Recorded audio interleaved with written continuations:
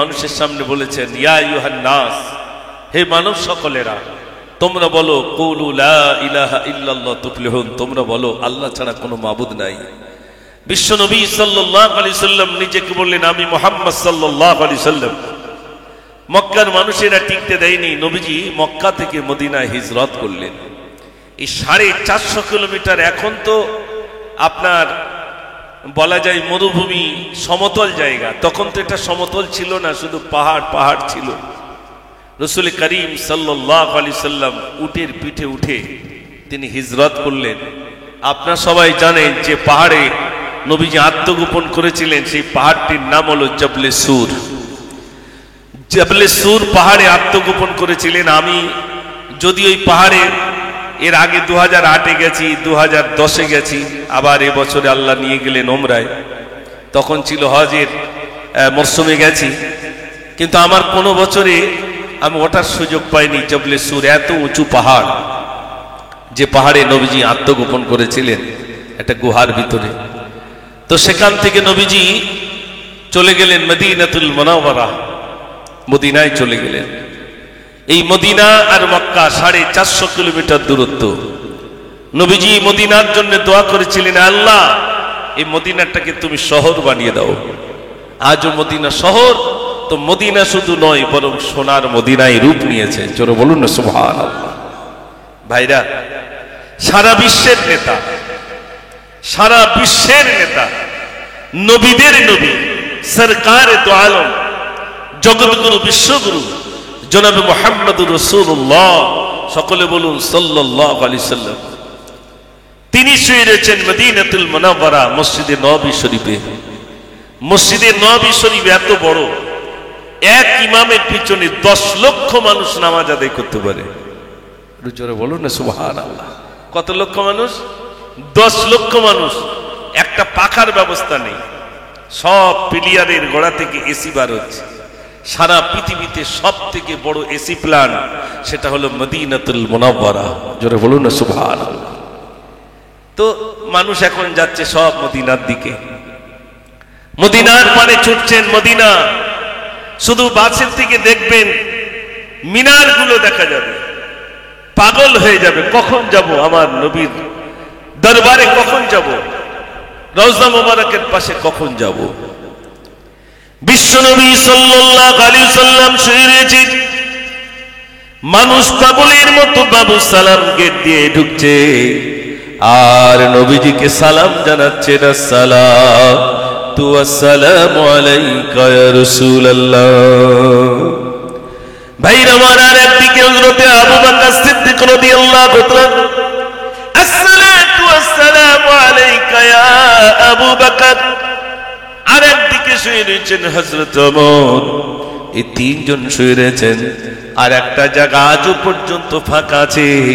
হযরতে ঈসা আলাইহিস সালাতু ওয়াসসালাম আবার দুনিয়া আসবেন। ঈসা নবী আবার আসবে না? ঈসা নবী তো ইন্তেকাল করেননি, আল্লাহ তাআলাকে তুলে নিয়েছেন। তো ঈসা নবীর জন্য আজও একটা জায়গা ফাঁকা আছে, সেখানে ঈসা নবীর কবর হবে।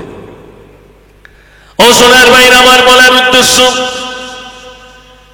যখন বাবু সালাম গেট দিয়ে ঢুকবেন, মানুষ সালাম জানিয়ে পার হবে। ভাববে বাকি সামনে একটা বিরাট কবরস্থান, যে কবরস্থানটার নাম হলো ভাইরা আমার জান্নাতুল বাকি। জান্নাতুল বাকি কবরস্থান, যে কবরস্থানে শুয়ে রয়েছেন ফাতিমাতুজ জাহরা রাদিয়াল্লাহু তাআলা, যে কবরস্থানে শুয়ে রয়েছেন হালিমাতুস সাদিয়া রাদিয়াল্লাহু তাআলা।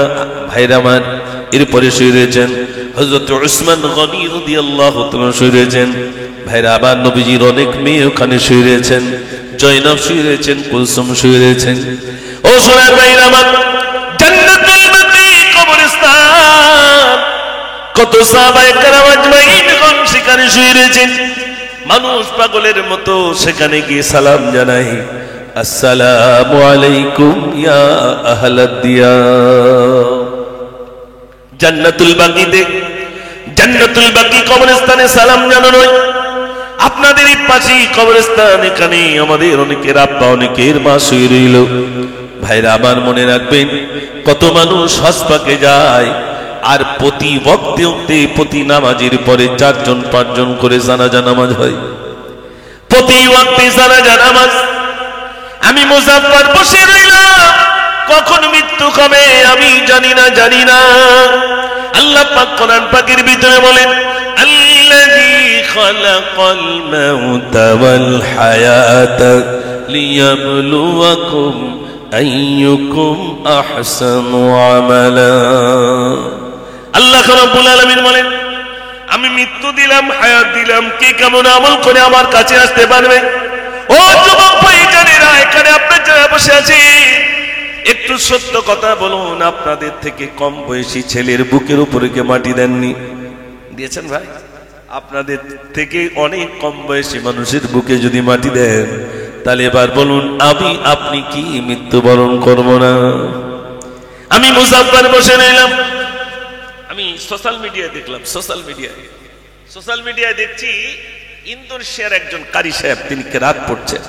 আমি যেরকম চেয়ারে বসে রয়েছি, এর থেকে খুব সুন্দর চেয়ার, সামনে লাখো জনতা কেরাত পাঠ করছিলেন।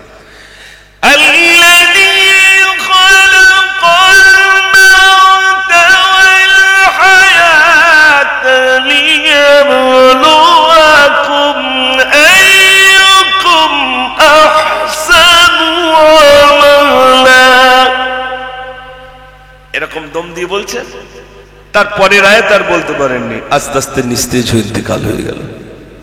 আমরা ভাবি অনেক বছর বাঁচবো, অনেক দিন বাঁচবো, এরা মনের ভিতর উদয় হয় না ভাই, অনেক দিন বাঁচবো, কিন্তু না। ও সোনার ভাইরা আমার, কখন আল্লাহর ডাক আসবে আমরা জানি না। আল্লাহ পাক কোরআন পাকের ভিতরে বলেন, ফাইদা জা আজালুহুম লা ইস্তাখিরুনা সাআতা ওয়ালা ইস্তাকদিমুন। একটা সেকেন্ড আগে নয়, একটা সেকেন্ড পরে নয়, ঠিক নির্বাচিত সময় মৃত্যু হয়ে যাবে। আমি তো উঠি বলেছিলাম, একদিন তোমারি নাম মসজিদে হবে এলান হবে না ভাই? শুধু ভোরবেলা বলবে বিশেষ ঘটনা, কান খাড়া করে থাকবে, কার নাম বলবে তার ঠিক নাই। মসজিদ থেকে একবার যদি বলে বিশেষ ঘটনা, কখন কার নাম বলবে আর রেহাই নেই।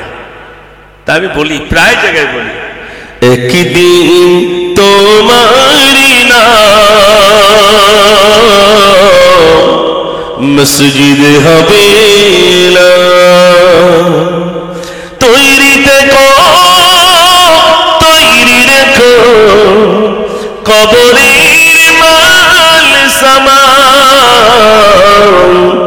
একদিন তোমারি নাম মসজিদে হবে সব পড়ে থাকবে। একদিন তোমাকে পরিয়ে কাফন, সঙ্গী স্বজন করিবি দাফন। হঠাৎ চলে গেল আদরের দম, প্রিয় মা বাবার ভাসি নয়ন। তৈরি থেকো, তৈরি রেখো সুন্নতি আমল ঈমান। একদিন তোমার নাম মসজিদে হবে না। কখন ডাক আসবে জানি না, তার জন্য তৈরি হতে হবে না? হবে না ভাই? একটু জোরে বলে, তৈরি হতে হবে, প্রস্তুতি নিয়ে থাকতে হবে। কখন ডাক আসবে, প্রস্তুতি নেওয়া।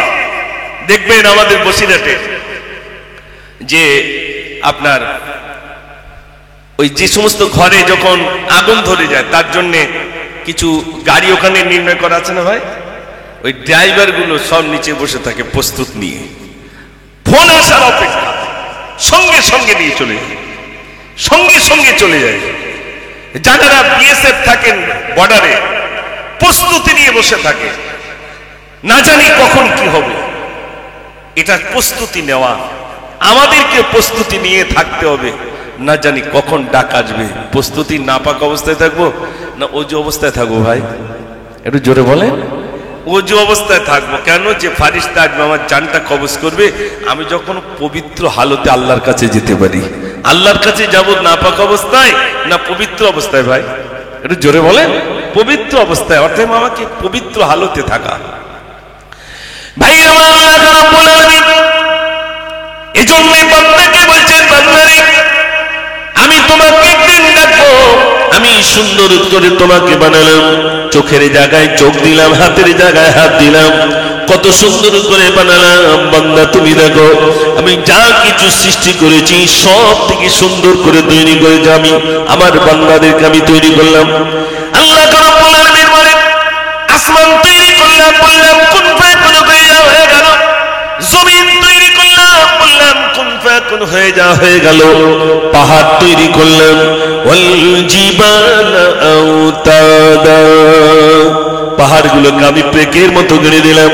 আমি যা কিছু তৈরি করলাম শুধু বললাম কুন ফায়াকুন হয়ে গেল। কিন্তু যখন মানুষ তৈরি করলাম, কুন ফায়াকুন দিয়ে তৈরি করে নাই, বরং আমার কুদরতি হাতে আমি আমার বান্দাদেরকে বানালাম। একটু জোরে বলুন না সুবহানাল্লাহ। সুবহানাল্লাহ বললে অনেক লাভ। আমরা সুবহানাল্লাহ বলতে চাই না, মাশাআল্লাহ বলতে চাই না, ইনশাআল্লাহ বলতে চাই না, আলহামদুলিল্লাহ বলতে চাই না, এগুলো আমরা এখনো পর্যন্ত শিখিনি। আচ্ছা বলুন, মিলাদ দিন দিন বাড়ছে না কমছে? বাড়ছে। ইদানিং এক জায়গায় জলসায় গেছি, তো গাড়ি থেকে নেমেছি, তো একদম সালাম দিয়েছে, আসসালামু আলাইকুম। তাই বললো ওয়ালাইকুম আসসালাম। হাতে হাত দিয়ে আমাকে বলছে মিনহা খলাকনাকুম ওয়া ফিহা নুঈদুকুম। হাতে হাত দিয়ে কি এই দোয়া বলে নাকি ভাই? মিনহা খলাকনাকুম ওয়া ফিহা নুঈদুকুম বলে? আমি বললাম সর্বনাশী। আমি বললাম চাচা তা মরি আগে তারপর মাটি দিও। তাহলে খোকা সে ভুল হয়ে গেছে, মানে কখন কোনটা বলতে হয় খবর নেই। হাতে হাত দিয়ে মিনহা খলাকনাকুম। আপনি দেখবেন এত মিলাদ হচ্ছে, গ্রামে বাড়িতে যদি কোনো মহিলা আসে, মায়েরা সালাম দেয় না, ওবু ভালো আছো জিজ্ঞেস করে না ভাই, কিন্তু একবারও কি বলে আসসালামু আলাইকুম বলে না। আসসালামু আলাইকুম মানে কি? আসসালামু আলাইকুম, আল্লাহ তোমার প্রতি শান্তি করুণা দয়া বর্ষিত করুক। তিনি বলবেন ওয়া আলাইকুম আসসালাম, আল্লাহ তোমার প্রতি শান্তি করুণা দয়া বর্ষিত করুক। একটু জোরে বলুন না সুবহানাল্লাহ। তাহলে একে অপরের দোয়া হলো না? হলো না? আপনি চার দোকানে আছেন, আমি কি বললাম আসসালামু আলাইকুম, আপনি বললেন ওয়া আলাইকুম আসসালাম। এটাই তো মুসলমানের পরিচয়। আমাদের থেকে এগুলো উঠে গেছে। বাপ ছেলের সঙ্গে সম্পর্ক নেই, ছেলে বাপকে সালাম দেয় না, বাপ ছেলেকে সালাম দেয় না, স্বামী তার স্ত্রীকে সালাম দেয় না, স্ত্রী তার স্বামীকে সালাম দেয় না। এই প্রথা যেন আমাদের থেকে উঠে গেছে। বড় কষ্টের কথা বলছি ভাই।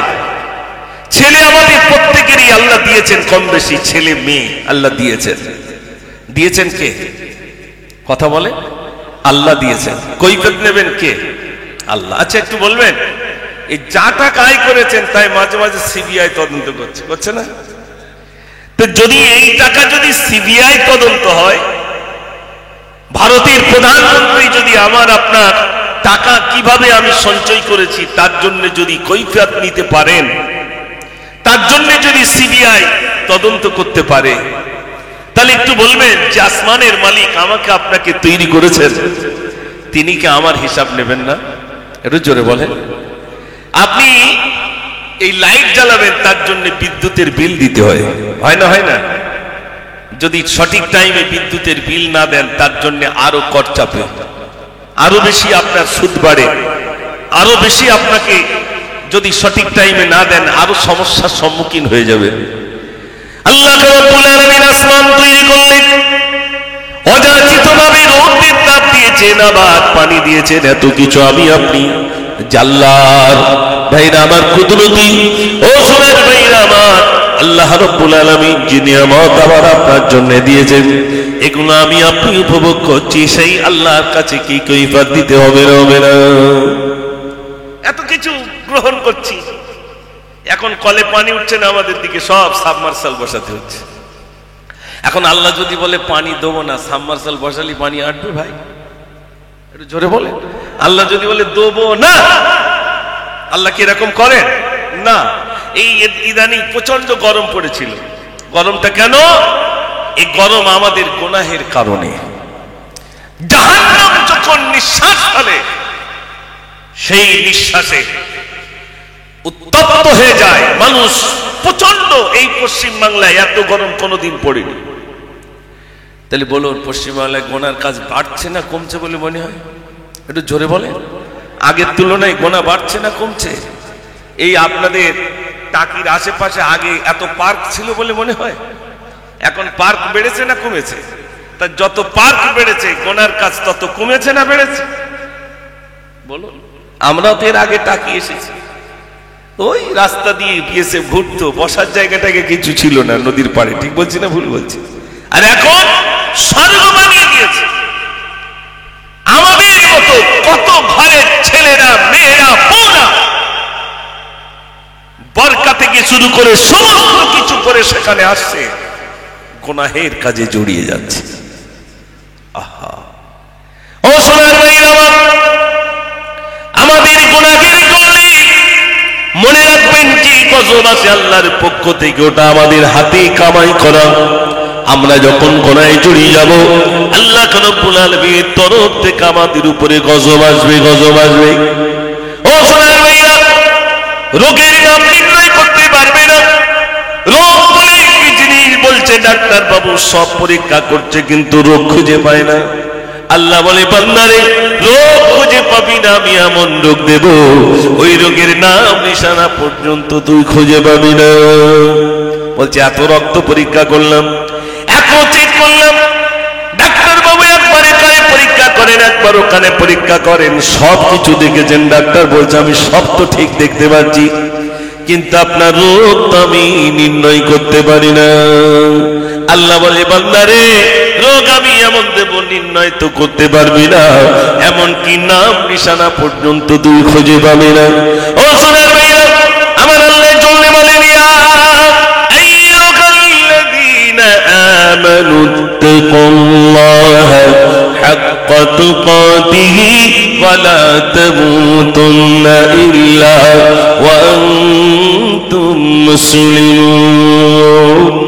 আল্লাহ রাব্বুল আলামিন বলেন, হে বিশ্বাসীগণ, আমার বান্দারা, তোমরা আমাকে ভয় করো, ভয় করার মতো ভয় করো। এখানে আমরা যারা আছি সত্য কথা বলুন, আল্লাহর ভয় যদি অন্তরের ভিতরে থাকে তাহলে মসজিদ মুখ হব না, হবে না? আল্লাহর ভয় আমাদের অন্তরে নাই। সুদ খেয়ে যাই, জুয়া খেলে যাই, টিকিট খেলে যাই, নারী হত্যা করে যাই, ব্যভিচার করে যাই, এত কুকর্ম আমাদের জীবনে হয়। হাতের দ্বারাই, পায়ের দ্বারাই, চোখের দ্বারাই প্রতিনিয়ত গোনায় গোনায় জর্জরিত হয়ে যায়। আল্লাহ বলি বান্দারে, অনেক গুনাহ করেছিস, এবার একটু ক্ষমা চা বান্দা। একবার যদি তুই ক্ষমা চাস, যত গুনাহ করেছিস বান্দা, যত গুনাহ করেছিস, একবার যদি আমার কাছে ক্ষমা চাস বান্দা, আমি তোর জীবনের ত্রুটিগুলো আমি রব্বুল আলামিন ক্ষমা করে দেব। একটু জোরে বলুন না সুবহানাল্লাহ। ও সোনার ভাইরা আমার, আমরা গুনাহে জড়িয়ে গেছি, গুনাহে জড়িয়ে গেছি, আজ থেকে আমরা তওবা করি। আল্লাহ রাব্বুল আলামিন বলেন, আত-তাইবুনাল আবিদুনাল হামিদুনাস সাইহুন। কষ্ট হচ্ছে না তো আপনাদের? মাশাআল্লাহ। তাকবীর দেন, নারে তাকবীর। আরো জোরে দেন, নারে তাকবীর। মাশাআল্লাহ, মাশাআল্লাহ। ও সোনার ভাইরা আমার, গজল শুনে আমার শোনে, আল্লাহ রাব্বুল আলামিন বলে বান্দা, তওবাকারী কাম বেশি পছন্দ করি, তওবাকারী ইবাদত করনেওয়ালা। আল্লাহ রাব্বুল আলামিন তওবাকারীকে বেশি পছন্দ করেন। আমার বান্দা অন্যায় করেছে, আমার বান্দা অন্যায় করার পর আমার কাছে ক্ষমা চেয়েছে, ওরে আমার বান্দা অন্যায় করেছিস আর আমার কাছে খালেদ দিলি তওবা করেছিস, বান্দা আমি ক্ষমা করে দেব। আমি শুধু ক্ষমা করি না, আমি আল্লাহ শুধু ক্ষমা করি না, আমি অন্যায়গুলো ক্ষমা করে দিয়ে ওই অন্যায়গুলো আবার ভালো আমলে পরিণত করে দিই। জোরে বলুন না সুবহানাল্লাহ। এমন দয়াবান কেউ নাই। আচ্ছা, এখানে যারা আছেন একটু বলবেন, আপনি আমি যদি কোনো অন্যায় করি, এই সোশ্যাল মিডিয়ায় ফটো তুলে নেবে না ভাই? ফেসবুকে ছেড়ে দেবে, হোয়াটসঅ্যাপে দিয়ে দেবে, দুনিয়ার মানুষ দেখে নেবে অমুক ছেলে এই কাজ করেছে। আচ্ছা, একটু বলবেন, আমরা যখন রাতের অন্ধকারে দিনের উজালে অনেক গুনার কাজ করি, আল্লাহ তো সেটা দেখতে পান না, পান না ভাই? একটু জোরে বল। আল্লাহ দেখতে পান। আল্লাহ কোনোদিন এটাকে দেখিয়েছেন দুনিয়ার মানুষকে? একটু জোরে বলেন না। আমি যে অন্যায় করেছি আল্লাহ কি দেখাতে পারেন না? এই পিছনে পর্দা আল্লাহ দেখাতে পারেন না? দুনিয়ার মানুষ যদি এটাকে আমার কথা রিলে করে যদি দুনিয়ার মানুষকে দেখাতে পারে, যিনি আমাকে তৈরি করেছেন তানার কত জ্ঞান। এই আমরা মাঝে মাঝে হাজী সাহেব তুলতে যাই, তো হাজী সাহেব অনেকে তুলতে যায়, শুধু বলে ফ্লাইটে এতগুলো লোক কি করে উড়িয়ে নিয়ে যায় বলতো, টেনশন করে ঘরে। আল্লাহ বলছে বান্দা ওর তুই শুকরিয়া জ্ঞাপন করছিস, ওর ব্রেনের ভিতরে বুদ্ধিটা তো আমি আল্লাহ দিয়েছি। একটু জোরে বলুন না সুবহানাল্লাহ।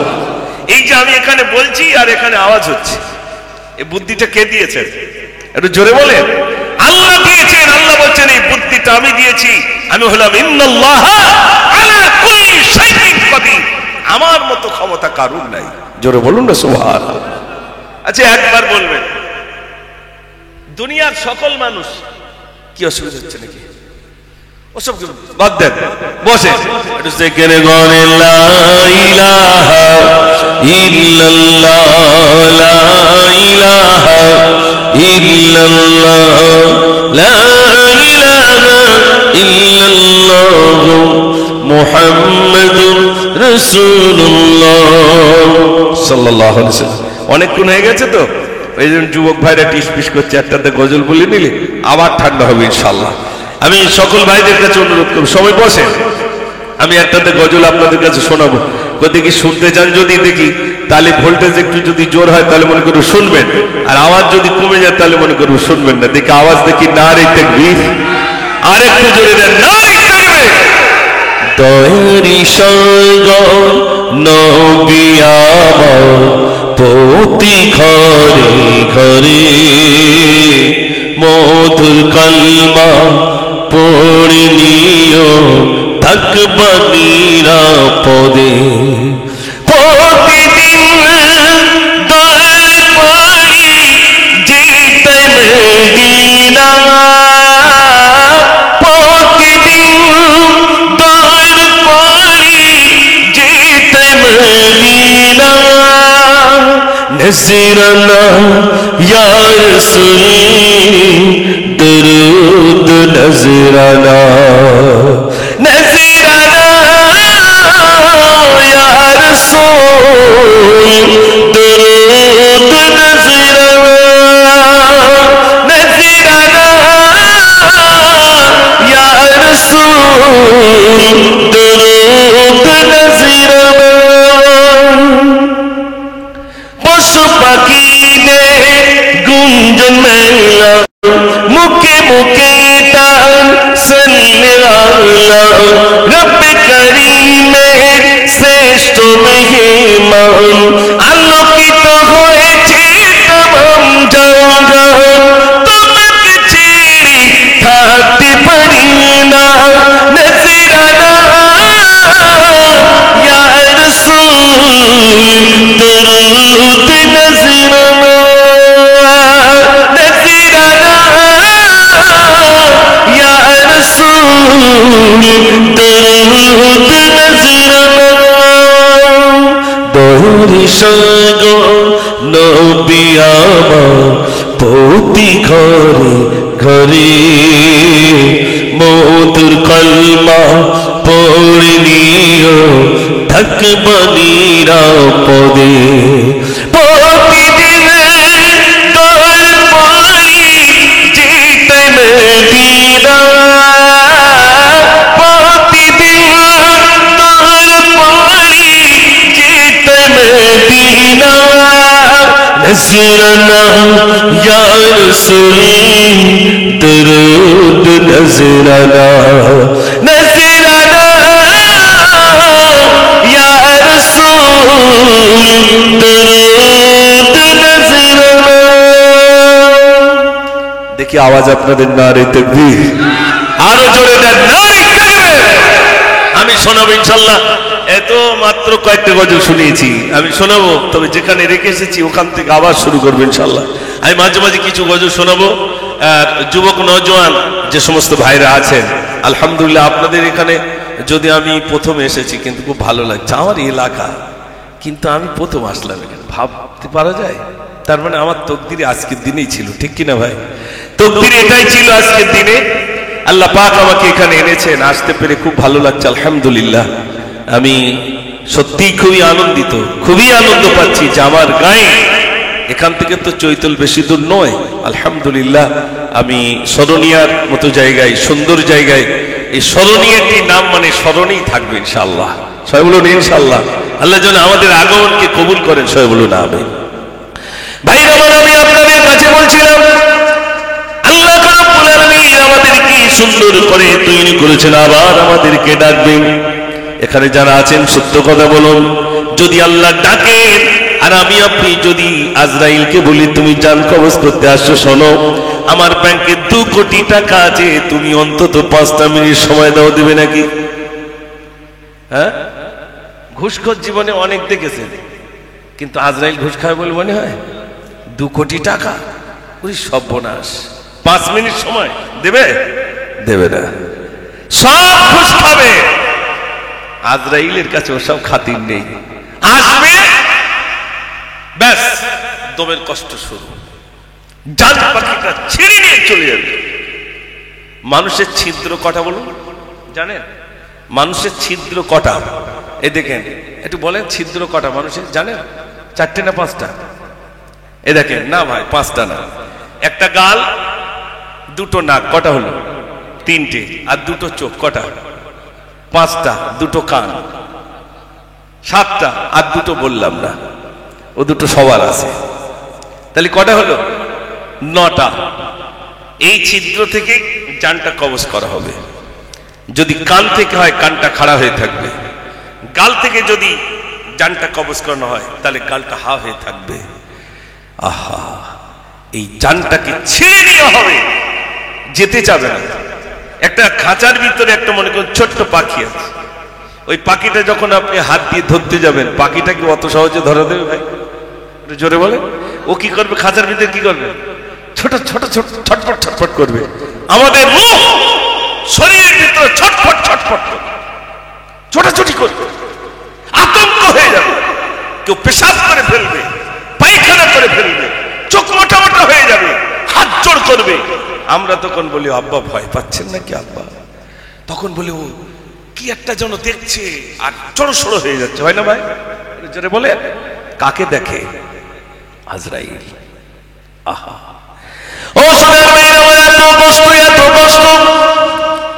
কিতাবের ভিতরে এসেছে মানুষের জান কবজ করার কষ্টটা কেমন কষ্ট। একটা বকরি জীবিত অবস্থায় তার চামড়াটা ছুরিয়ে দিয়ে তার জীবিত অবস্থায় তার চামড়া ছাড়ালে যেমন কষ্ট, তার থেকে অধিক কষ্ট হলো মৃত্যু কষ্ট। এই ভয় করি বলে মনে হয় ভাই যে ওই কষ্টের সম্মুখীন আমাকে হতে হবে। হবে কি করে? কোনো টেনশন নেই। ওই কবরে একজন মারা গেছে, নিয়ে যাচ্ছে তো হচ্ছে ভাই ওই স্ট্রোক হয়েছে, আর বাঁচানো যায়নি। কেউ বলছে ভাই ওই হঠাৎ করে তো পান্তা খেতে খেতে ওই হয়তো পান্তাটা গলার ভিতরে আটকে গেছে, ওই জন্যই মারা গেছে। কারণ ছাড়া কেউ মরে ভাই? সত্যি কথা বলুন, জান কবজ করে কে?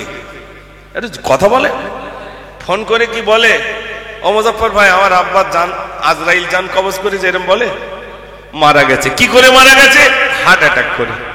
সে আর বলে না হঠাৎ দমের কষ্ট হচ্ছিল, বসিরহাট পর্যন্ত নিয়ে যেতে পারেনি, মারা গেছে।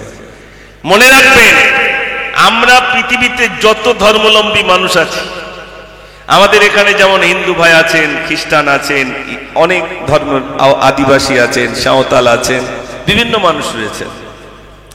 তো বিভিন্ন মানুষের ভিতরে 3টে মত, সবাই একমত 3টে কাজে। কি? মায়ের গর্ভে ছিলাম, সবাই বিশ্বাস করি, এটা আমরা বিশ্বাস করি। মায়ের গর্ভে ছিলাম, এটা বিশ্বাস হয়।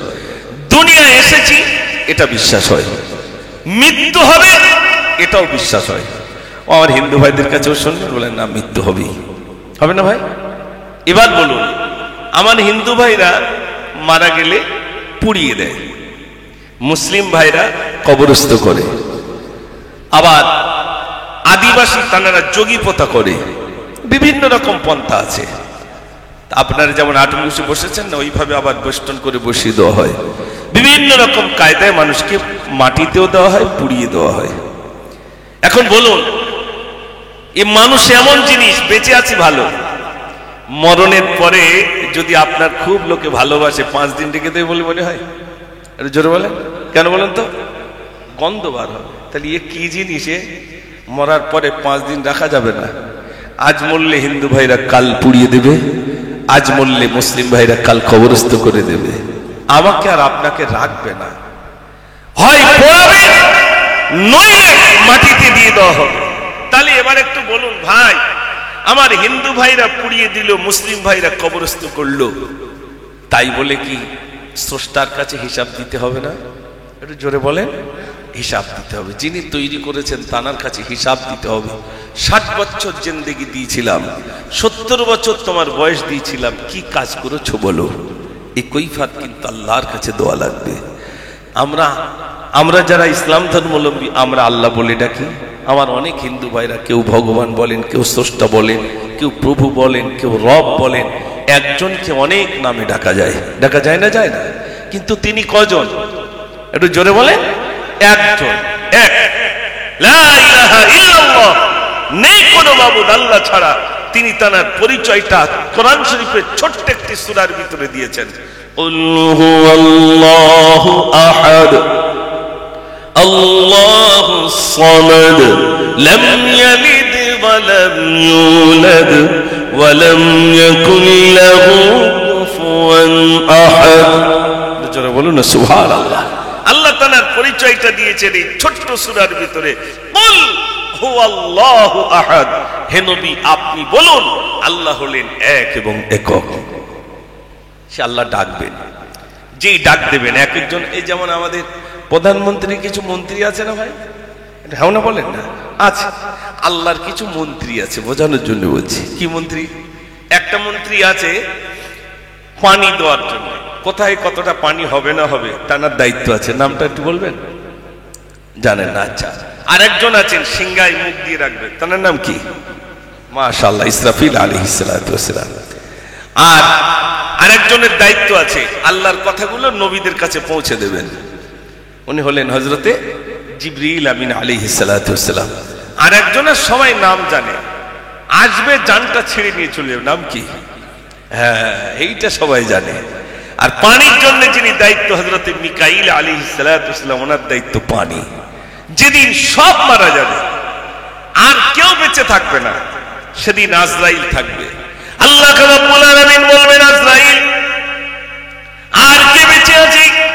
আজরাইল বলবেন আল্লাহর কেউ নাই, আমি একা রইলাম। আল্লাহ বললেন আজরাইল তুই মরে যা। মরে যা, সঙ্গে সঙ্গে আজরাইলও মরে যাবে। পৃথিবীতে আর কেউ থাকবে না। আল্লাহ রাব্বুল আলামিন সেদিনই কহার হয়ে যাবেন, রেগে যাবেন, আর বলবেন কে আছো আজ রাজত্বের মালিক বলো। কত মানুষ তোমরা নিজেকে খোদাই দাবি করেছিলে, আজ বলো কে রাজত্বের মালিক। আল্লাহ রাব্বুল আলামিন সেদিনে রেগে যাবেন, কাহারে যাবেন, রেগে গিয়ে বলবেন আমি হলাম আল্লাহ। ও সোনার ভাইরা আমার, এবার হযরতে ইসরাফিল আলাইহিস সালাতু ওয়াস সালাম কাল্লা ফুৎকার করতে বলবেন, ফু দাও। ইসরাফিল আলাইহিস সালাতু ওয়াস সালাম যখন সিংহায় ফুঁক দেবেন, কবর থেকে সব উঠিবার সবাই পশ্চিম দিকে, তারা পশ্চিম দিকে চলতে থাকবে, কিয়ামতের ময়দানে চলবে। সোনার ভাইরা সবাই সেদিন একত্রিত হয়ে যাবে, কারোর পরনে কোনো কিছুই থাকবে না, কিছুই থাকবে না। ও সোনার ভাইরা, পরনে কিছুই থাকবে না। আম্মা জান আয়েশা সিদ্দিকা রাদিয়াল্লাহু তাআলা আল্লাহর নবীকে বললেন, ইয়া রাসূলুল্লাহ, কিয়ামতের দিন সব মানুষরা উঠবে আর সবাই উলঙ্গ অবস্থায় থাকবে, কি লজ্জার কথা একটুখানি বলুন। আল্লাহর নবী বললেন, আয়েশা কারোর মাথাটা নিচের দিকে আসবে না, সবার মাথা সেদিন উঁচু থাকবে। বললেন ইয়া নফসি নফসি, সেদিন সবাই নফসি নফসি নফসি করবে। আমার উপায় কি হবে, আমার উপায় কি হবে? সেদিন সবাই নিজের জন্য শুধু বলবে নফসি নফসি নফসি নফসি। আমার উপায় কি হবে, আমার উপায় কি হবে? কিয়ামতের ময়দানে ভাইরা আমার, কেউ চোখের পানিতে হাবুডুবু খাবে, কেউ বা পুঁজ রক্তে হাবুডুবু খাবে। ও সোনার ভাইরা, সেদিন আল্লাহর কাছে বলবে আল্লাহ জাহান্নামে চাই যাব, হিসাব হয়ে যাক, আমাদের হিসাব হয়ে যাক, জাহান্নামে যাই যাব, কোনো অসুবিধা নাই, আমাদের হিসাবটা করে দেন। এত কষ্ট, এত কষ্ট। সূর্যটা সেদিন মাথার উপরে 1 হাত, কেউ লিখেছেন 1 বিঘের সামনে আসবে, যে সূর্যের কারণে 45 ডিগ্রি সেলসিয়াস বলে পারে না। সরকার তরফ থেকে মাইক এলান করছে দুপুরে কেউ বার হবে না, স্কুল কলেজগুলো সব ছুটি দিয়ে দিয়েছে, এই গরমে পড়াশোনা অন্তত বন্ধ করো, সন্ধ্যার দিকে বার হও, বিকেল বেলা বার হও, ঠান্ডা পানি পান করো, লেবু পানি পান করো। সেদিন সূর্যটা আসবে একা দুপুরে, মাথার গিরগুলো টকবক টকবক টকবক করে ফুটবে, আর আল্লাহর কাছে বলতে থাকবে নফসি নফসি নফসি নফসি, আমার উপায় কি হবে, আমার উপায় কি হবে। বিচার শুরু হয়ে যাবে। আল্লাহ রাব্বুল আলামিন সেদিনে বলবেন নামাজি ব্যক্তির আলাদা হয়ে যাও, বেনামাজির আলাদা হয়ে যাও। এখন যদি আপনি বলেন হুজুর আল্লাহ তো শুধু বলবেন বেনামাজি আর নামাজি আলাদা হয়ে যাও, নামাজি একদিকে বেনামাজি আর একদিকে, আমি চুরি করে অন্তত নামাজির দলে যাওয়া যাবে নাকি? জোরে বলে। আল্লাহ যেদিন বলবেন কিয়ামতের দিনে নামাজি ব্যক্তিরা আলাদা হয়ে যাও, বেনামাজি আলাদা হয়ে যাও, যারা ঈমানদার হবেন মুমিন হবেন, সেদিন গাছপালা কিছুই থাকবে না, কিন্তু আরশের ছায়া আল্লাহ তাদের নসিবে জুটিয়ে দেবে। জোরে বলুন না সুবহানাল্লাহ। ও সোনার ভাইরা, যে ছেলের জন্য যে মেয়ের জন্য হাড় ভাঙা পরিশ্রম করি, বর্ডারের কোন মাল পারাপারের জন্য বিএসএফের কত মারধর খেয়েছি, কত না কষ্ট করেছি, নিজের সন্তানের ভবিষ্যতের জন্য লোকের কাছে গালমন্দ খেয়েছি। সেদিন ছেলেকে বলল বাবা আমি জান্নাতে যাব, একটা নেকি আমার কম পড়ে গেছে, তুমি দাও। ছেলেকে বলল বাবা তোমার জন্য দুতলা বিল্ডিং করে এনেছিলাম, রোডে তুমি ইনকাম করবে বলে লরি কিনে দিয়েছিলাম, বিরাট বড় একটা বিল্ডার ছিল, পাথরের দোকান ছিল, সব তোমাকে দিয়ে এসেছিলাম বাবা, আজ একটা নেকি কম পড়ে গেছে, তুমি আমাকে একটা নেকি দাও।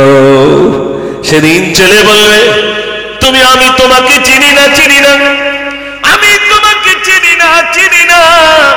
ছেলে সেদিন বলবে আমি তো একটা নেকির জন্য যেতে পারছি না, তুমি আমার বাপ যদি হও, এত কিছু যদি দিয়ে থাকো, একটা নেকি আমাকে দাও। সেদিন বাপ ছেলেকে চিনবে না, ছেলে তার বাপকে চিনবে না, সবাই সেদিন নফসি নফসি করবে।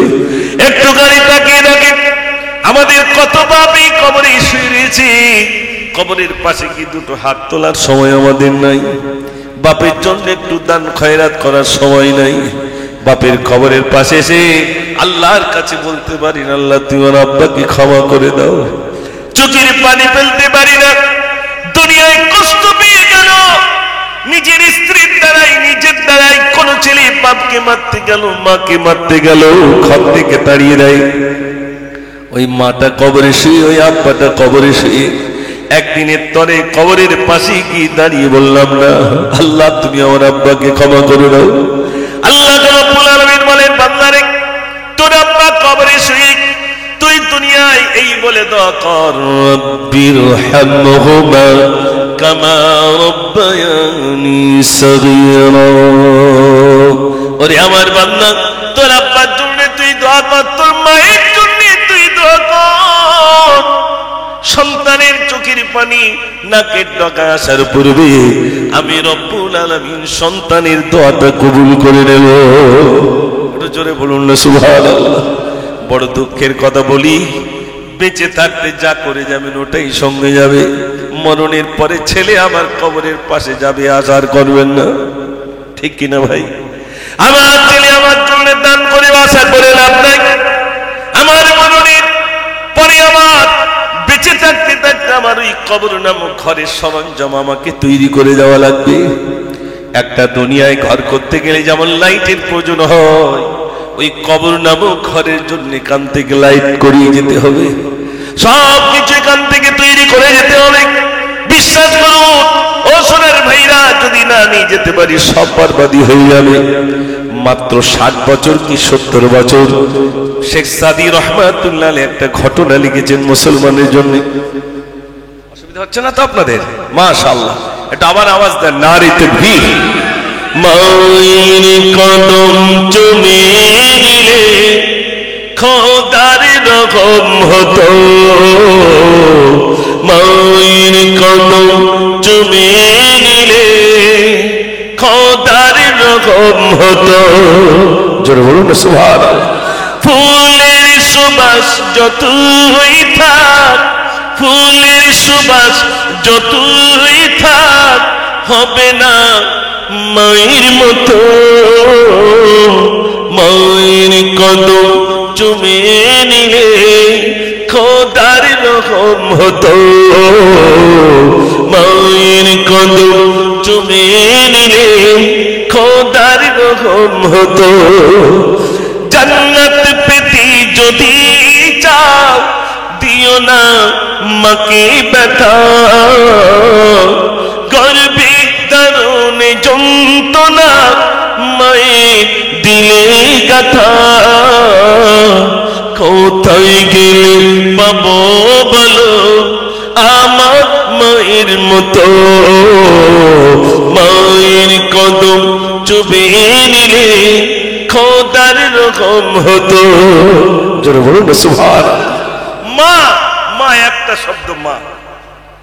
যাদের জীবিত আছে জান্নাত আছে, মা যাদের নেই জান্নাত নেই। মা যাদের আছে বাড়িতে জান্নাত আছে। আল্লাহ নবীর কাছে একজন সাহাবা গেলেন, ইয়া রাসূলুল্লাহ খেদমত করব কার? নবীজি বললেন তোমার মায়ের, তারপরে কার? তোমার মায়ের, তারপরে কার? তোমার মায়ের, তারপরে কার? তোমার পিতা। সোনার ভাইরা আমার, বিশ্বাস করুন আপনি অসুস্থ হয়ে যাবেন, আপনার মা সহ্য করতে পারবে না। মাথায় হাত তুলে বলবে আমার আব্বু অসুস্থ, মা সহ্য করতে পারবে না। মা সন্তানের মাথায় হাত বুলিয়ে বলবে বাবা আমি দোয়া করি আল্লাহ তোকে সুস্থ করে দেবে।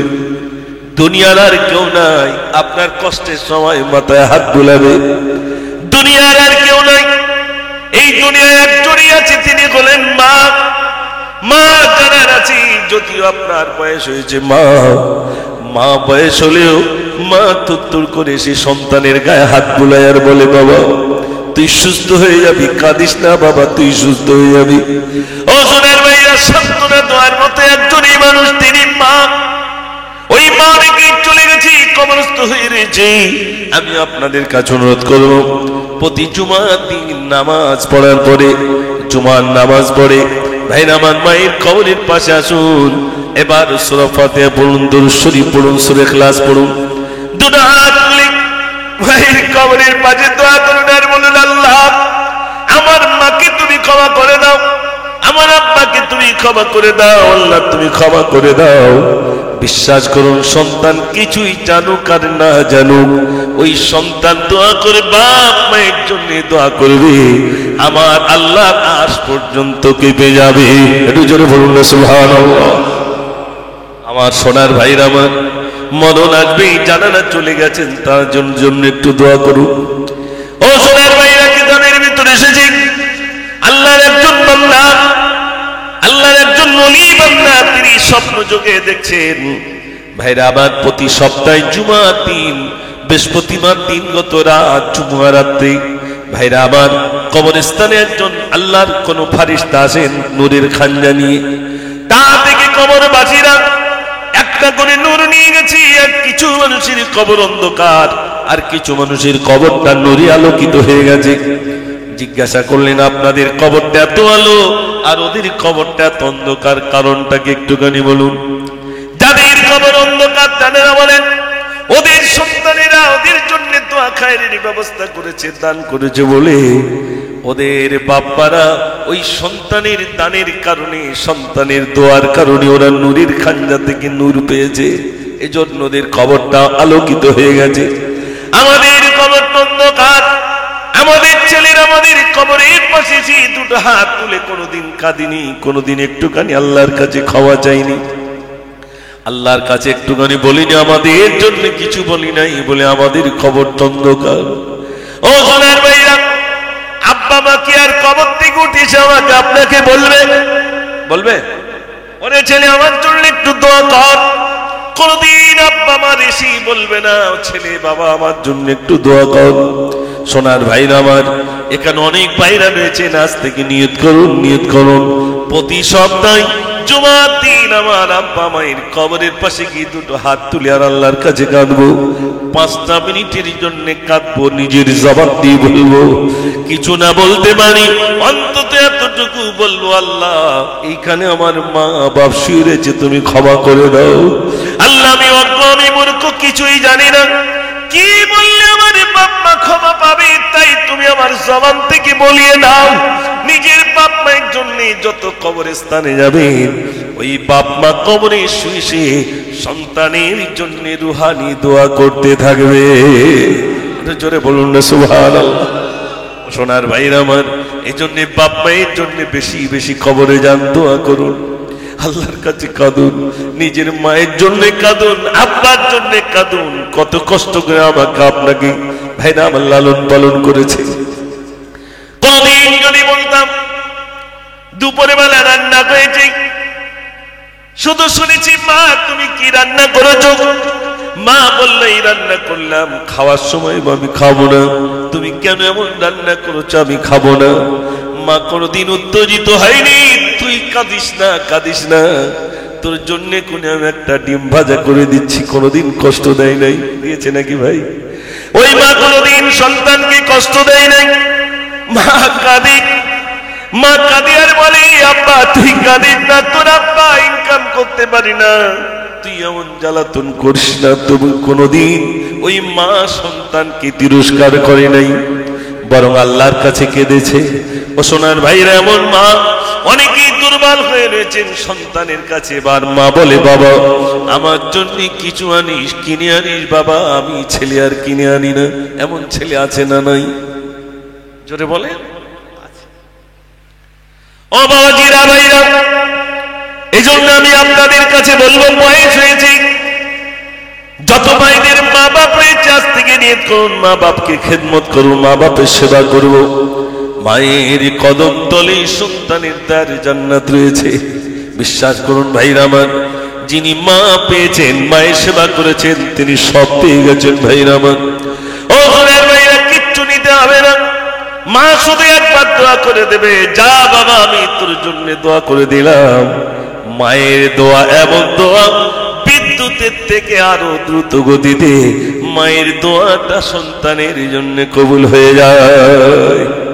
এজন্য আমি আপনাদের কাছে বলবো, ও সোনার ভাইরা, পাশেই কবরস্থান, অনেকের আব্বা নয়, অনেকের মা ওখানে শুয়ে রয়েছে, অনেকের আব্বা ওখানে শুয়ে, অনেকের মা শুয়ে। কাল হয়তো আমাকে আপনাকে যেতে হবে, আমাকে আপনাকে এই কবরের ভিতরে বন্দী করে দেবে। মনে রাখবেন ভাইরা আমার, যেই না জান কবজ করে নেওয়া হবে। ইমাম গাজ্জালী রাহমাতুল্লাহ আলাইহি বলেন, জান কবজ হয়ে গেলে, যখন জানটা কবজ করা হয়, তার সমস্ত শরীরে দরদ থাকে, ব্যথা থাকে। বসিয়া হুজুর একটি কিতাব লিখেছেন, কিতাবটির নাম তাসাউফ তত্ত্ব। কিতাবগুলো বাড়িতে রাখবেন সোনার ভাইরা। বড় দুঃখের কথা, আল্লামা হুজুর এত কিতাব লিখেছেন, কিতাবগুলো আমাদের বাড়িতে নাই। ঠিক কিনা ভাই? অনেকের বাড়িতে নাই, কিতাব নাই। আল্লামা হুজুর এই তাসাউফ তত্ত্বের ভিতরে লিখেছেন, এবং ভাইরা আমার অনেক মাসলা ভান্ডার বলে একটি কিতাব লিখেছেন। তারপরে কাফন দাফনের কিতাব লিখেছেন। হুজুর আল্লামা লিখেছেন, মানুষ ইন্তেকালের পরে সমস্ত শরীরটা ব্যথা হয়ে যায়, দরদে ভরা। তোমরা জোর করে যেন হাতের উপরে চাপ দিও না, এই মাত্র জানটা কবজ করা হয়েছে। আস্তে আস্তে তোমরা গায়ে হাত বুলাবে, আর সামান্য একটু উঁচু করে পেটের দিকটা চাপ দেবে, যাতে করে নোংরাটা বার হয়ে যায়। আর আস্তে আস্তে করে শুইয়ে দেবে। তোমরা এই মানুষটাকে সুন্দর করে গোসল দিয়ে দেবে, কাফনের কাপড় বানাবে।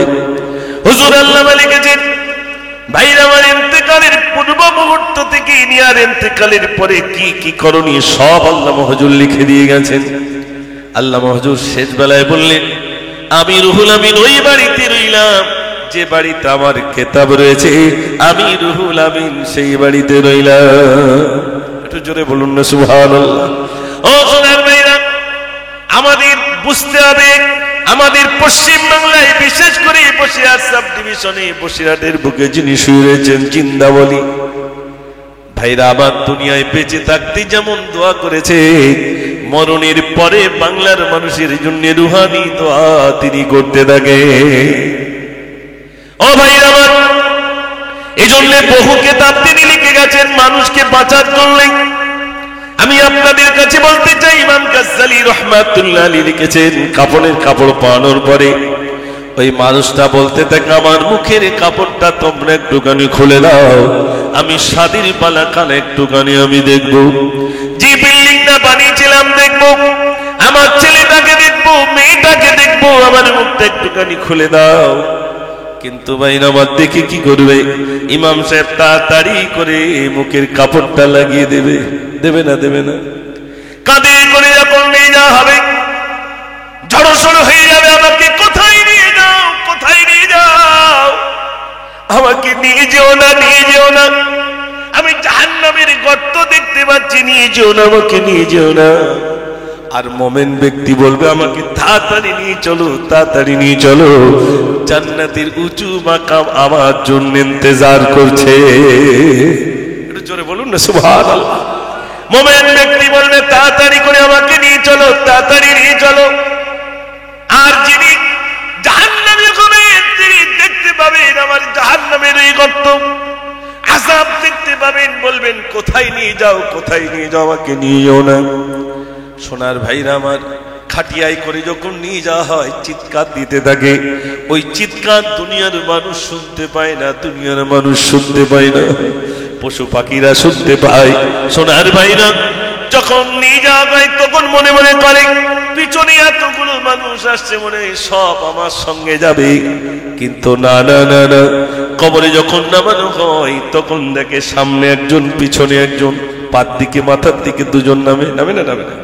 তখন মনে করে এরা দুজন বুঝি আমার সঙ্গে যাবে, কিন্তু না, কবরে যখন নামা হয় তখন বলা হয়, বিসমিল্লাহি ওয়া আলা মিল্লাতি রাসূলিল্লাহ, আল্লাহর নবী নবীর দলে উঠাইয়া দিলাম। কার নামে? আল্লাহর নামে নবীর দলভুক্ত করে দিলাম। ও সোনার ভাইরা, এরপরে পাঁচগুলো দিয়ে দেওয়া হবে, মাটিগুলো যখন দেওয়া হবে তখন বলা হবে, মিনহা খালাকনাকুম, এই মাটি থেকে তোমাকে সৃষ্টি করা হয়েছিল।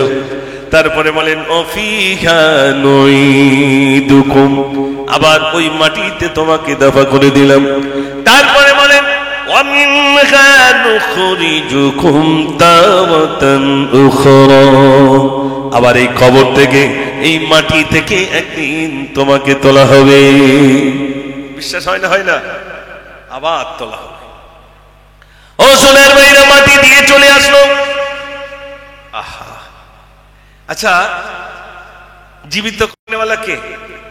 জোরে বলে, আল্লাহ। আর মারনেওয়ালা আল্লাহ। তখন 40 কদম আসতে আসতে এবার আমাকে আপনাকে তুলে বসানো হবে, ওই অন্ধকার কবরে আমাকে আপনাকে তোলা হবে। যদি বলেন ভাইরা আমার কেমনে তুলবে, কেমন করে তুলবে, এটা কিন্তু জ্ঞানী মানুষ যিনি হবেন তারা বুঝে আসবে। সেখানে কি হবে? মনে করেন হাসনাবাদের এপার আর ওপার মাঝখানে একটা ব্রিজ আছে, ব্রিজ পার হয়ে ওপারে গেলাম, আর এপারে আমরা এখন এপারে আছি, ওপারে যাওয়া লাগবে। যত মানুষ আছি সব মনে করুন এপারে ওপারে প্রত্যেকেরই যাওয়া লাগবে। ওপারের জগৎ আলাদা, এপারের জগৎ আলাদা। এপারে আছি, এটা দুনিয়ার জগৎ, ওপারে যেই যাব অর্থাৎ কবরে যেই যাব ও জগৎটা আবার আলাদা। যদি বলেন ওরকম তো অনেকেই বলেছে, আল্লাহর একজন বান্দা বলেছে, আমাকে পুড়িয়ে দাও, আমাকে পুড়িয়ে দিয়ে আমার লাশ, আমার যে ছাইটা সেটা দুভাগে ভাগ করো। অসুবিধা হচ্ছে নাকি? মাশাআল্লাহ, একটু দরুদ শরীফ পড়েন, আল্লাহুম্মা সাল্লি আলা, পড়ুন, আওয়াজ দিয়ে পড়ুন, মাওলানা মুহাম্মদ ওয়া আলা আলি সাইয়্যিদিনা, এটা আওয়াজ দিয়ে একটু মহব্বতে পড়ুন, আল্লাহুম্মা সাল্লি আলা مولانا محمد وعلى آل سيدنا। मेरी आंखों के पुतली में जलवा मोहम्मद का, मेरे दिल में आईना में नक्शा मोहम्मद का अल्लाहुम्मा सल्ली अला सबाई पढ़ें मौलाना मुहम्मद व अला आली सय्यिदिना। মরণ থেকে কেউ বাঁচতে পারেনি আর পারবে না, আমাকে আপনাকে কবরস্থ করে সবাই এবার ফিরে আসবে, বাড়িতে চলে আসবে। তো বাড়ি আসার সময় দেখবেন তখন বেশি দূর না, 40 কদম আসতে না আসতেই ওদিকে আমার শুরু হয়ে গেল। বাড়িতে তো এদিক ছেলে টেনশন করছে, এলআইসির কাগজগুলো বের করতে হবে, বাপ অনেক এলআইসি করে গেছে, কাগজগুলো এবার বেরোবে। তখন বলে বাক্সটা খোল, দেখ বাঘ কি কি রেখে গেছে। জিজ্ঞেস করবে না ভাই? আহা, যদি দুটো ছেলে হয়, দুটো ছেলে দুটো বউ টেনশন করবে, বাপের কোমরের চাবি যারা গোসল দিচ্ছে তাদের বলছে এই দেখো আমার বাপের কোমরের চাবিটা যেন বড় জনার হাতে না যায়, আর বড় জনা বলছে আমার বাপের কোমরের চাবি যেন ছোট জনার হাতে না যায়। কোমরের চাবিতে কি আছে ভাই? জোরে বলে টাকা। চাবিলে টেনশন আছে, বাপ মরি গেছে, বল মরে যাওয়ার পরে টেনশন আছে চাবি এখন কার কাছে যায়। আর শুধু টেনশন করছে ছোট ছেলের কাছে থাকতো, কাগজপত্র তো সব ওর কাছে, এলআইসির কাগজপত্র যা যেখানে করেছে, সুদ টুদ যা খেয়েছে সব তো ওর কাছে রয়েছে, মালমাত্র ওই পাবেনি। এই টেনশন হয় না ভাই? লাশ রয়েছে বলছে আগে কাগজ বের কর, তারপরে বাপের লাশ কবরে যাবে, তুই আগে এলআইসির কাগজ বের কর। কার জন্য কে দিছি এত? কার জন্য এলআইসি করেছে? কার জন্য বালাখানা করেছে? কিসের জন্য, কার জন্য করেছি সে তো আমার হলো না ভাই। মরে গিয়ে দেখে ওই ঘরের বাইরে রেখে দেবে, ঘরের ভিতরে আর ঢোকাবে না। বৌমাটা বলবে দেখো তুমি তো জানোই মরা মানুষ দেখতে পারিনি, ওই উঠোনের দিকে রাখো। সাদের ঘর করেছিলেন, ঘরে জায়গা হয়নি, বসিরহাট হসপিটাল থেকে ফিরিয়ে দিয়েছে, উঠোনে রেখে দিয়েছে, গোসল দেওয়ার লোক নাই। ঠিক বলছি না ভুল বলছি ভাই? গোসল দেওয়ার জন্য যারা গোসল দেয় তাদের কাছে গেছে, বলে যাচ্ছে দাঁড়াও। লোকজন এসে ছেলেটাকে জিজ্ঞেস করছে তোমার আব্বার গোসল দিয়েছো? তো হচ্ছে না এখনো দোয়া হয়নি। আমি এমন ছেলে আমার বাপের গোসলটাই আমি দিতে পারলাম না। আহা, ও সোনার ভাইরা আমার, নিজের বাপের চেহারা একটু দেখতে পারলাম না, শেষ হাতটুকু শেষ পানিটুকু আমার বাপের গায়ে দিতে পারলাম না। যখন আমি ছোট্ট ছিলাম ঈদের মাঠে যাব, বাপ আমাকে গোসল দিয়ে দিয়েছিল, সাবান মাখিয়ে দিয়েছিল, নতুন জামা সুন্দর করে পরিধান করে আমাকে কোলে নিয়ে হাতে নিয়ে হাঁটি হাত ধরে নিয়ে গিয়েছিল। ওই বাপটা মারা গেল, আমি ছেলে আমার বাপের গোসলটুকু দিতে পারলাম না, শেষ গোসলটা দিতে পারলাম না, বাপের চেহারার দিকে একটু তাকাতে পারলাম না, গায়ে পানি দিতে পারলাম না, সাবান মাখিয়ে দিতে পারলাম না। ও সোনার ভাইরা, ইমাম সাহেব শুধু এলান করে দিয়েছেন জোহর বাদ জানাজা। সত্যিকারই আমি জোহরের নামাজ না পড়ে জানাজা পড়তে গেছি, লোক আছে না নাই? ইমাম সাহেব বলেছে জোহর বাদ, তাই জোহরের নামাজটা কি দিয়েছে ভাই? বাদ দিয়ে দিয়েছে। জোহরের নামাজ পড়িনি, জানাজা পড়তে গেছে, এরকম লোক নাই? হ্যাঁ না বলেন না? আছে, বুঝি না। ইমাম সাহেব বলে জোহর বাদ, তাই জোহরটা বাদ দিয়ে গেছে। ও সোনার ভাইরা, বাপের খাটিয়ায় সামনে ধরতে হবে, নইলে মান সম্মানের ব্যাপার। সবাই রাত্রে খোকা তুই সামনে আয়, তোর বাপের খাটিয়াটা ধর। বিবিকে বলছে কই টুপি দাও, বললে টুপি নাই, বলছে একটা রুমাল দাও, রুমালটা নিয়ে কোন রকমে 3 কোনা করে কানের বাট দিয়ে ঘুরিয়ে বাপের লাশ নিয়ে যাচ্ছে। ঠিক জানাজার ময়দানে গেছে। এবার ইমাম সাহেব বলছে তুমি একটুক্ষণ বলো আমার আব্বা যা ভুল ত্রুটি করেছে আল্লাহর রাস্তায় ক্ষমা করে দাও, আর যা টাকা পয়সা লেনদেনের দিক দিয়ে যদি কিছু পেয়ে থাকো তা আমার বলবেন, আমি দিয়ে দেবো, এটা তুমি বলো। তখন ছেলে কি বলে, আমি বলতে পারবো না হুজুর, তুমি এটা বলে দাও। বলে না ভাই? বলে। আর হাসনাবাদে যদি রোডের গায়ে 4টে দোকান থাকে, তখন ইমাম সাহেবের বলে হুজুর আমি কোনটা লোবো তুমি বলে দাও। এটা হ্যাঁ না বলেন? 4টে দোকান কোনটা লোবো ইমাম সাহেবের কাছে শুনবে? তখন বলে গায়ে রক্ত থাকতে আমি ওই কোনার দোকানটা ছাড়ছি না, ছাড়বো না। তখন রক্ত এবার অন্য দিক দিয়ে বেরোবে। আর বাপ ঋণ করে গেছে, ও সব ভাগ আমি নিতে পারবো না। ছোট ভাগ দিক থাকতো, ওই দেখো ঋণটা কাদের জন্য করেছে ভাই, জোরে বলে? ছেলেদের জন্য, আমাদের জন্য। আমার বাপ যদি ঋণ করে থাকে আমাদের জন্য করেছে। আহা, আমার ছেলের ভবিষ্যৎ করে যাবো। এই গার্জেন অনেক আছে, আমার ছেলের ভবিষ্যৎ করব।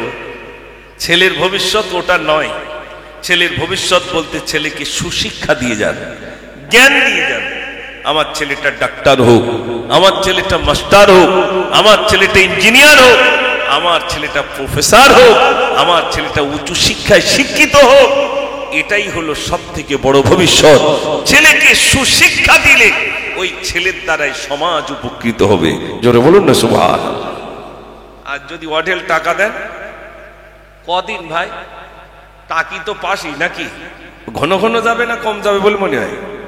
একটু জোরে বলেন। ও ঘন পাকে হাঁটবে। এই জন্যে ও সোনার ভাইরা আমার, আমি আপনাদের কাছে বলছিলাম, বাপটা মারা গেল, বাপের গোসল দেওয়ার মতো খবর নাই, কিছুই নাই, বাপটা কবরে। আমি আপনি এবার চলে আসবো। এবার ফারিস্তা প্রথম প্রশ্ন করবে, মান রব্বুকা, তোমার রবকে। একজন বলবে কান থেকে সরে যাও, বলবে তুমি কি, বলবে আমাকে কি তুমি চেনো না, বলবে না আমি তোমাকে চিনি না, বলবে শোনো আমার পরিচয় অন্য কিছু নয়, অন্য কিছু নয়। ভাইরা আবার তিনি বলবেন আমি অন্য কিছু নয়, আমার পরিচয় আমি হলাম এই বাচ্চার জীবনের বন্ধু, আমি হলাম নামাজ। একটু জোরে বলুন না সুবহানাল্লাহ। ও সোনার ভাইরা, নামাজ আমার বন্ধু হয়ে গেল। যে নামাজ আল্লাহর উদ্দেশ্যে আমি নামাজ পড়েছিলাম, সিজদায় গিয়ে বলেছিলাম আল্লাহু আকবার, রুকুতে গিয়ে বলেছিলাম আল্লাহু আকবার। ও সোনার ভাইরা, যারা নামাজ পড়ে দেখবেন, তাদের কাছে শুনে দেখবেন সত্যি আমার আত্মা একটা প্রশান্তি ঘটেছে। যিনি নামাজি তার ভিতরে শান্তি রয়েছে। নামাজি ব্যক্তির অন্তরের ভিতরে প্রশান্তি ঘটে যখন আল্লাহকে ডাকে। পৃথিবীতে যত মানুষের জন্য কাঁদবেন আত্মা তৃপ্তি পাবে না, কিন্তু আল্লাহর ভয়েতে যখন কাঁদবেন আপনার আমার আত্মাটা তৃপ্তি পেয়ে যাবে। জোরে বলুন না সুবহানাল্লাহ। কি ঠিক কিনা ভাই? আল্লাহর ভয়েতে কাঁদবেন। এই তো হাজী সাহেবরা যাচ্ছেন, হজ পাকে যাবেন। কিয়ামতের ময়দান যেটা হবে সেটা হলো আরাফাতের ময়দান। ওই আরাফাতের জমিনে হাজী সাহেবরা উকুফে আরাফা করবে। আসরের থেকে মাগরিবের নামাজ ওখানে কাজা করতে হবে, এটাই হুকুম। আসর থেকে মাগরিব হাত প্রসারিত করে আল্লাহর কাছে চাইবে।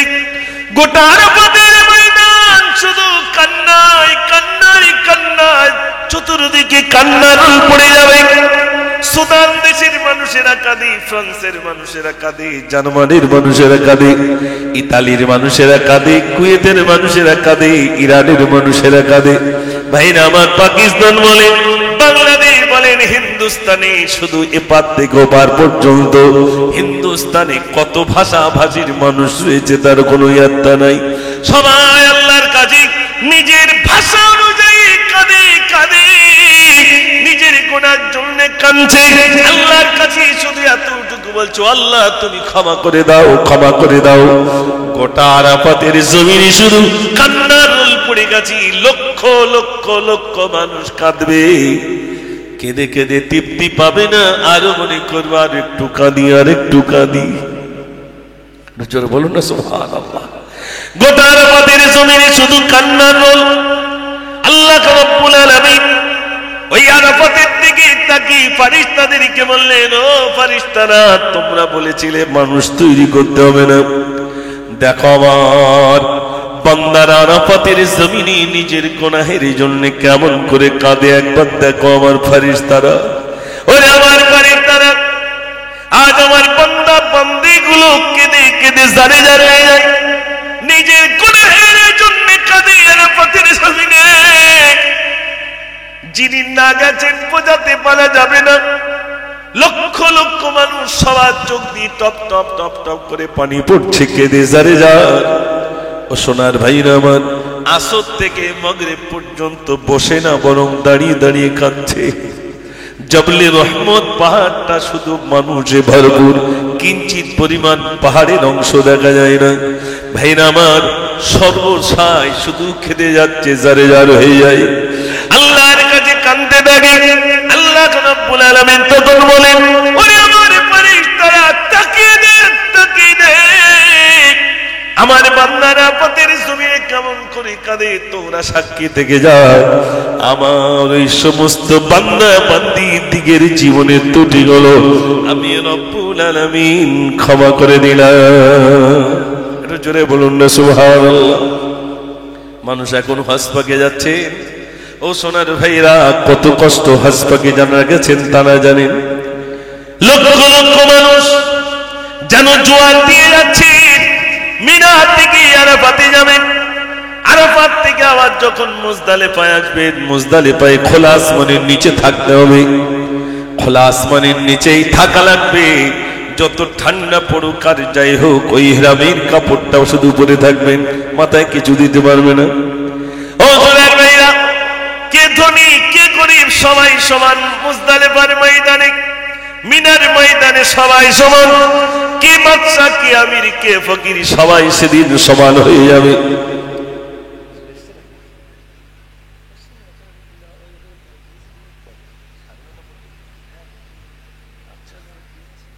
সোনার ভাইরা আমার, তা আমি আপনাদের কাছে বলছিলাম, সেদিন আরাফাতের জমিনে মানুষ কাঁদতে থাকবে। ও সোনার ভাইরা আমার, আমার শেষ কথাটা আমি বলে যাই। কবরে যাওয়ার আগে সরঞ্জাম আমাকে প্রস্তুত করা লাগবে। আপনার উপযুক্ত ইমাম পেয়েছেন, সব পেয়েছেন, আলহামদুলিল্লাহ। শুধু এই নয়, বছরে একবার মিলাদ দিলে জান্নাত পেয়ে যাবো, তো সহজ নয়। জান্নাত কিন্তু অনেক কঠিন জায়গা, অনেক কঠিন জায়গা ভাইরা আমার। এই জন্য নিজের জীবনটা এমন করে আমি আমার জীবন পরিচালনা করব। আল্লাহ রাব্বুল আলামিন বিশ্বনবী সাল্লাল্লাহু আলাইহি সাল্লাম যে রাস্তার কথা বলে গেছেন, আমি আপনি নামাজ পড়বেন, বলবো ইহদিনাস সিরাতাল মুস্তাকিম সিরাতাল লাযীনা আন'আমতা আলাইহিম গায়রিল মাগদুবি আলাইহিম ওয়ালাদ-দাল্লিন। আমিন। সবাই একবার দুরূদ শরীফ আল্লাহুম্মা সাল্লি আলা, সবাই পড়ে, মাওলানা মুহাম্মদ। আচ্ছা আচ্ছা আচ্ছা, ওটা বলবো ইনশাআল্লাহ। হ্যাঁ, সময় হয়ে গেছে তো, মিনিট 10 আছে। একটাতে গজল না বললি হবে? বলে হুজুর তো শুধু মিলাদ করি। আসলে গজল আগে এক চান্সে খানিক বলে নিয়েছি, তখন মনে আপনার অনেকে ছিলেন না। তো যাই হোক, যদি শুনতেই চান তো একটা বলবো ইনশাআল্লাহ। তো কি আওয়াজ দেখি, নারী তাকবীর। অনেকে শুনতে চেয়েছেন এই গজলটি। ও বুড়ি মা কোথায় চলো, এই বোঝা মাত নিয়ে এসেছে মুহাম্মদ, চলি তারি ভয়। আল্লাহ নবী সাল্লাল্লাহু আলাইহি ওয়াসাল্লাম ডাইরেক্ট বুড়িটার কাছে এসেছেন। বুড়ি চলে যাচ্ছেন কেন না, যখন মক্কা থেকে মদিনায় রাসূল হিজরত করলেন, তো মদিনা থেকে সদল বল নিয়ে যখন রাসূল ফিরছেন মক্কা বিজয়ের লক্ষ্যে, বুড়ি শুনতে পেয়েছে সেই মুহাম্মদ আসছে, তাই বাড়ির সমস্ত মালমাত্তা গাট্টি করে চলে যাচ্ছে। তো নবীজি ডাইরেক্ট বুড়িটার কাছে জিজ্ঞাসা করছেন, শোনো শোনো বুড়ি মা, মোর কাছে তুমি বলো না, কে দিয়েছি ব্যথা তোমার, কি হয়েছে বলো না, গাতিল কানা রাখো খেতায়, আমি তোমার ছেলে, গ্রাম ছেড়ে কেন তুমি এমন ভাবে এলে। ও বুড়িমা, গ্রাম ছেড়ে কেন চলে যাচ্ছেন? বুড়িটা বলছে, চলে যাচ্ছে কেন বলবো বাবা? তো নবীজি বলছেন, মা বলুন কেন চলে যাচ্ছে? বুড়িটা চলে যাওয়ার কারণ বলছে।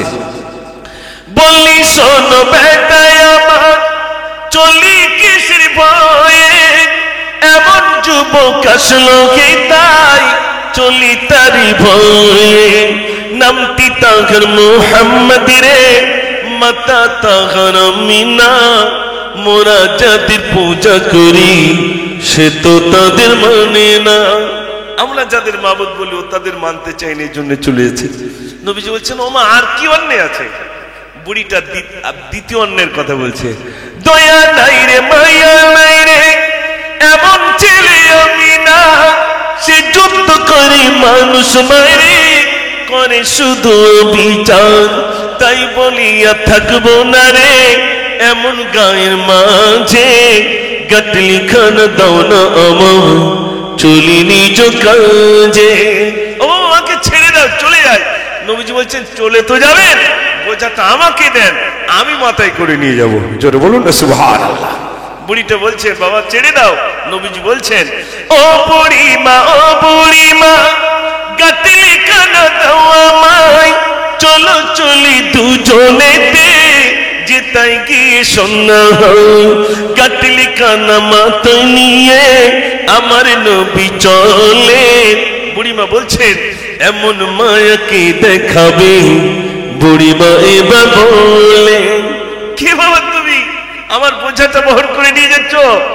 বুড়িটা বলছে শোনো বাবা, ওই মক্কার মুহাম্মদ না হয়ে যদি তুমি হতে আমি গ্রাম ছেড়ে আর চলে যেতাম না। জোরে বলুন না সুবহানাল্লাহ। বুড়িটা জানে না যেই সে মুহাম্মদ সাল্লাল্লাহু আলাইহি সাল্লাম। বুড়িটা বলেই ফেললেন মুহাম্মদ তো নাই আসিয়া, বাবা তুমি যদি আসিতে গ্রাম ছেড়ে না আসিতাম, থাকতাম আমি খুশিতে। এমন মায়া তোমার বাবা, তোমার নাম কি বলো? নবীজি বলছেন ও বুড়িমা বলবো আমি, কোথায় যাবে চলো। আমা কোথায় যাবেন চলুন। বুড়িটা সঙ্গে যাচ্ছেন আর আমার রাসূল মাথায় বোঝা নিয়ে যাচ্ছেন। বেশ কিছু দূর গেছেন আর বুড়িটা বারে বারে বলছে বাবা নামটা একটু বলো বাবা। নবীজি বলছেন মা বলবো চলুন না মা। গন্তব্যস্থানে এসে গেছেন, রাসূল চলে যাচ্ছেন। বুড়িটা বলছে ও বাবা সে নামটা তো তুমি বললে না। বুড়িমা বলে বাবা ছেলে এবার তুমি চলো, যাওয়ার আগে নামটি তুমি আমার সাথে বলো। নবীজি বলেন ও বুড়িমা যার ভয়েতে চলেছ আমি তো সেই মুহাম্মদ, কি ভয় তুমি পেয়েছো? জোরে বলুন না সুবহানাল্লাহ। বুড়িটা অবাক। বুড়িটা সিদ্ধান্ত নিচ্ছেন এত দয়া তোমার বাবা, আগে যদি জানিতাম কেন বাবা ঘর হতে গাটলি খানা আনিতাম। ভুল করেছি বাবা ছেলে ক্ষমা আমায় করে দাও, ইসলাম আমি করব কবুল, কলবা আমায় বলে দাও। জোরে বলুন না সুবহানাল্লাহ। বুড়িটাকে বলতে হলো না, ইসলামের কলমা পড়ে মুসলমান হয়ে গেলেন। একটু তাকবীর জোরে দেন দেখি। নারে তাকবীর, নারে তাকবীর।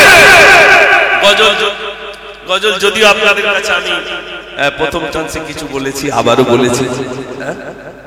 ও সে তো আজকের না ভাই, সে তো ফিতে ক্যাসেটে ছিল। হ্যাঁ তো ওই কি আর মনে আছে? যতটুকু মনে আছে একটু বলি। আসলে আমি তো প্রথমবার এসেছি, এই জন্যে অনেকে হয়তো ভাবছেন সেই আগের সেই ফিতে ক্যাসেট, সে তো আজকের না, প্রায় আনুমানিক 25 বছর বয়স হয়ে গেছে সেই গজলে। আর সেই গজল কি আর এখন আর হবে? তখন তো আমার দাড়ি কাঁচা, আর এখন হয়ে গেছে কি ভাই পাকা। নদীতে মাঝি পাল তুলে যা, আমরা সকলে আছি রোজায়, আজানের আওয়াজ শুনতে কি পাই, বেলা গেল রাত হলো কিনারা কোথায়, নদীতে মাঝি পাল তুলে যা, নদীতে একা। হুজুর এসে গেছে, একটু তাকবীর দেন। নারে তাকবীর, নারে তাকবীর। মাশাআল্লাহ, আমাদের সকলই প্রাণ আলহামদুলিল্লাহ মাওলানা বাগদাদীর দরবার শরীফ থেকে হুজুর কেবল এসে গেছে। আলহামদুলিল্লাহ, আমি আমার নির্বাচিত সময় ঠিক 9:30। আলহামদুলিল্লাহ, আমি সকলের কাছে অনুরোধ করবো আশেপাশে জানা আছেন সবাই ভিতরে আসুন, তাকবীর সবাই জোরে দেন। নারে তাকবীর, নারে তাকবীর। সিলসিলা হক ফুরফুরা শরীফ, সিলসিলা হক ফুরফুরা শরীফ, আল্লামা গুজরাট হুজুর কিবলা। নারে তাকবীর, নারে তাকবীর। মাশাআল্লাহ, মাশাআল্লাহ হুজুর এসেছেন, যারা আশেপাশে আছেন সবাই ভিতরে আসুন, দুরূদ শরীফ পড়ুন। আল্লাহুম্মা